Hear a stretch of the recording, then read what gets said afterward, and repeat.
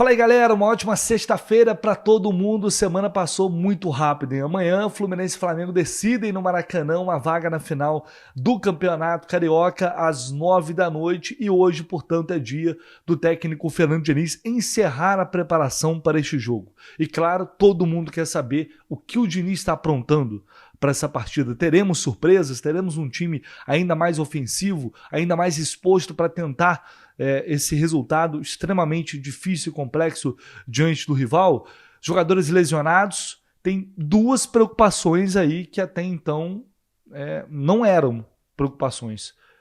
E, pelo jeito, estão se tornando. Eu vou trazer isso e muito mais. Vamos falar de Maracanã, vamos falar de dirigente do Flamengo fazendo acusações graves em relação a Felipe Melo, arbitragem do jogo, tudo isso e muito mais aqui neste vídeo para você começar essa sexta muito bem informado sobre o Fluminense. Então, por favor, aquele pedido de sempre, o seu like que não custa nada, o seu comentário também não. E claro, se inscreva no canal do Lé. Se você está chegando aqui pela primeira vez, seja muito bem-vindo. A casa é sua todos os dias, trazendo informações sobre o Flusão. Tudo aqui dos bastidores do Flu você encontra no canal do Lessa. Bora de informação. Apurou, confirmou, publicou, emplacou! E eu só acredito no Lessa! Começar com essa notícia aqui que deixou muitos torcedores do Fluminense revoltados. Wagner Nascimento no Magalhães vai apitar o Fla-Flu de sábado, valendo vaga na final. O VAR será o Rodrigo Nunes de Sá. Ele foi escolhido pelos clubes. Marcelo Penha, coordenador administrativo, e Aníbal Rouxinal, diretor jurídico, representaram o Fluminense. Aí quando você vai nos comentários, assim, a revolta do torcedor é geral. É impressionante. Assim como o carinho, para não dizer o contrário, que a torcida do Fluminense tem com o Wagner Nascimento Magalhães. Vamos lá. Teve aquele episódio dele supostamente comemorando um gol do Flamengo. Aquilo o torcedor do Fluminense jamais vai esquecer. Isso é evidente. Se realmente aconteceu aquilo de fato, se ele teve aquela intenção ou não, a gente não vai saber, mas desde então, sempre que tem notícia do Wagner Nascimento Magalhães apitando o jogo do Fluminense, a reação da torcida normalmente é essa. Por outro lado, a gente sabe que o quadro de arbitragem da FERJ é muito ruim, é muito limitado de opções, né? E hoje, com o Bruno Arleu, como o Bruno Arleu não está apitando, tem menos ainda. O Yuri, que vem apitando os últimos jogos, foi bem até no jogo de ida, mas normalmente eles mudam. E o Wagner é um dos principais árbitros, querendo ou não, hoje da FERJ, né? Essa é a realidade. E assim, como eles são muito ruins no geral, não tem, assim, as opções são escassas. As opções são realmente escassas. Talvez o Fluminense nessa reunião tenha ponderado. Isso aí cabe à apuração, tá? Eu consigo apurar isso para vocês, mas ontem à noite eu não consegui. Mas talvez o Fluminense tenha sugerido um outro nome, por algum motivo não foi aceito, aí só mesmo correndo atrás da informação, para a gente não ficar aqui só especulando. Esse ano ele apitou somente um jogo, 3-0 em cima do Nova Iguaçu. Só esse jogo, depois o último foi dia 1º de abril, a final. Primeiro jogo da final, 2-0, isso no ano passado. Então em 2024 ele apitou só um jogo do Fluminense. Os jogos que eu vi recentemente do Wagner, não me lembro dele cometer erros absurdos, graves, não me lembro de arbitragens tão ruins, tá? Eu não gosto, minha opinião, não acho um árbitro bom. Porém, diante das opções que temos, é isso aí. Falando sobre time, hoje o Diniz vai definir a equipe titular. Sabemos que o Fluminense tem alguns desfalques importantes: Samuel Xavier, Douglas Costa, Marlon, jogadores lesionados, Thiago Santos suspenso, porém voltam André e Gabriel Pires. Isso a gente já sabia.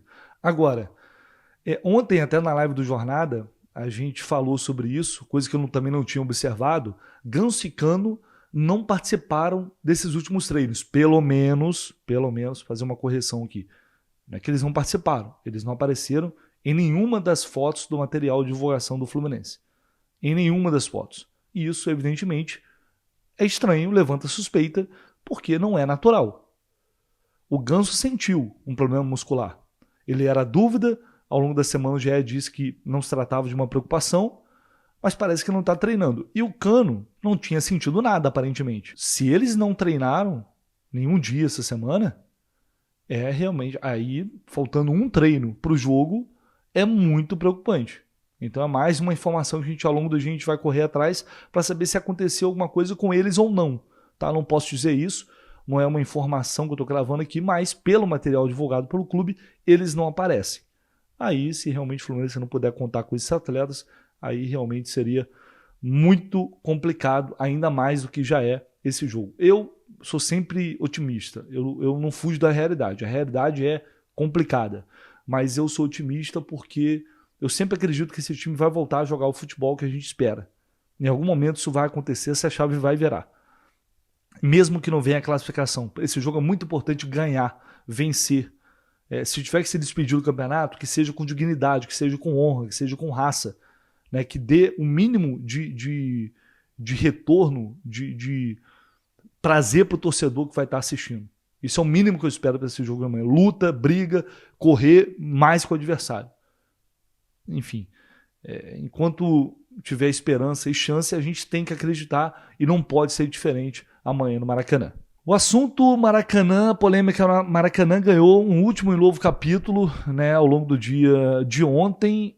O consórcio Maracanã aprovou e a semifinal entre Nova Iguaçu e Vasco, segundo jogo, também será no estádio. O consórcio divulgou uma nota oficial, confirmando a informação e acrescentando aqui e aproveitando para atacar o Vasco também. A despeito de algumas especulações em sentido contrário, neste caso não houve recusa do consórcio em nenhum momento, mas sim indefinições por parte dos envolvidos. A decisão, como sempre, foi pautada em critérios técnicos, considerando a época do ano e o tempo disponível para a recuperação do gramado. Por fim, vale repudiar o comportamento do Vasco SAF, que, tirando proveito da mencionada indefinição momentânea, buscou uma vez mais o caminho da vitimização em um caso em que sequer é o mandante da partida. Tudo isso para atacar o consórcio de forma injustificada na tentativa de angariar o apoio da opinião pública e manter a fantasiosa narrativa de que estaria sendo prejudicado. A gestão do Maracanã é feita de forma séria, técnica e transparente, e esse comportamento lamentável do Vasco SAF visa tão somente criar fatos inverídicos para tumultuar o processo licitatório. Aqui é a nota oficial do Maracanã, atacando mais uma vez o Vasco, ou respondendo ao Vasco.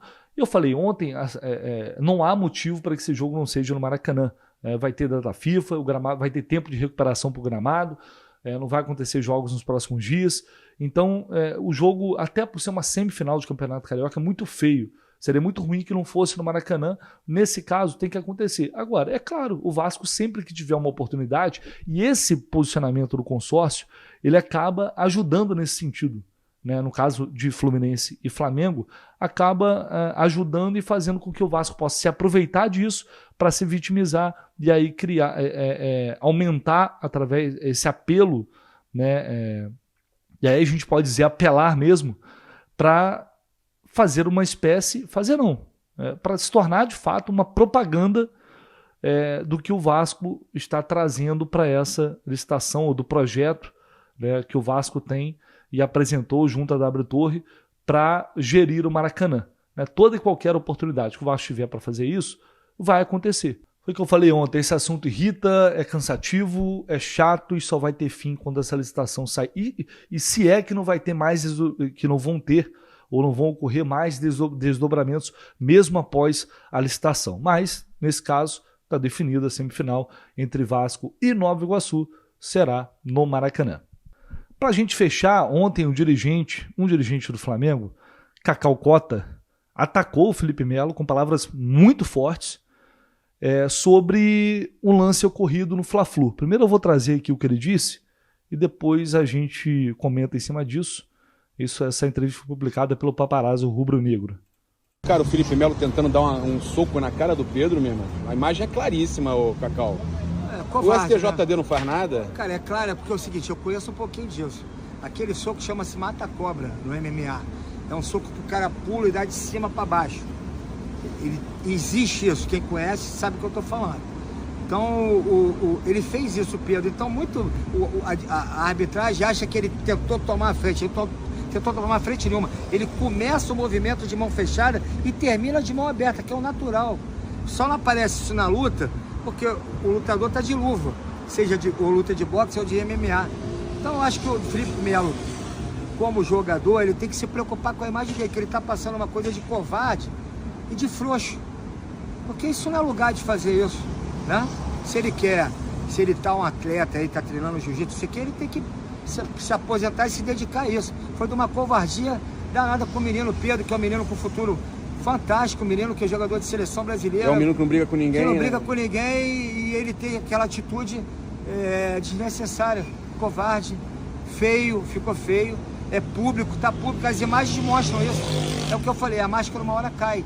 E o Felipe foi um grande atleta, um grande profissional, vai terminar a carreira de um modo feio, com uma forma ruim e com um modo operante ruim.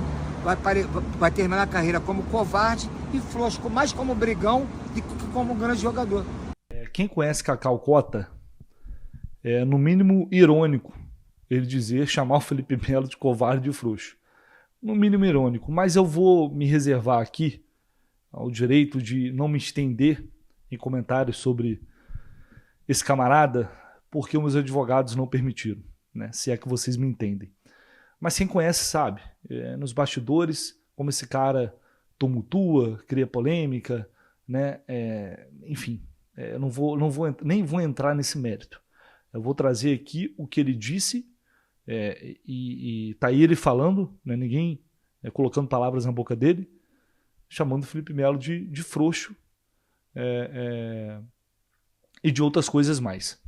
O lance é o seguinte, o lance que ele está se referindo aí, acho que muita gente vai lembrar, é esse lance aqui, essa entrada aqui em cima do Pedro. Ó. Ele leva o braço e quase, de fato, acerta o rosto do Pedro. De fato, o Felipe Melo, ele é imprudente nessa jogada aí, tá? Ele chega de uma forma que ele corre muito risco de acertar o rosto do Pedro e ele seria expulso. De fato, ele é imprudente. Agora, dizer que ele foi para agredir, para dar o soco, não dá para saber. Essa imagem ela não é conclusiva para isso. Isso é uma mentira. É se aproveitar de uma situação em que o Felipe Melo, por ter o histórico que tem, a fama que tem, toda e qualquer situação desse tipo aí, vai ser a mesma coisa. Vocês lembram no primeiro jogo, se eu não me engano, foi no Fla-Flu da Taça Guanabara? Se eu não estou enganado, é uma entrada do Pulgar em cima do André. Uma entrada muito forte para expulsão. O senhor Cacau Cota apareceu para falar alguma coisa? Ele apareceu ou não? Ele não falou nada. Ele não falou, aquele pisão, né, do senhor Gabriel Barbosa no Ganso, ele apareceu para falar alguma coisa? Então é desse tipo de gente que a gente está falando, tá? Só para deixar claro.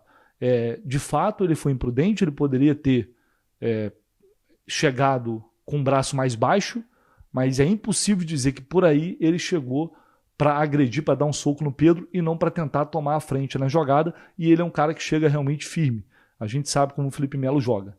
Então, é mais uma situação em que se aproveitem, vão sempre se aproveitar para tentar criar algo que, nesse caso, para mim, repito, se ele teve a intenção, não dá para cravar. Então não dá para dizer não dá para ter certeza que houve ali uma tentativa de agressão. Enfim, galera, é isso. Deixe aí seu comentário, se você concorda, se você discorda, fique à vontade. Só não esquece daquele like e, por favor, de se inscrever aqui no canal do Lessa. Ao longo do dia a gente volta com muito mais informação. Um abraço.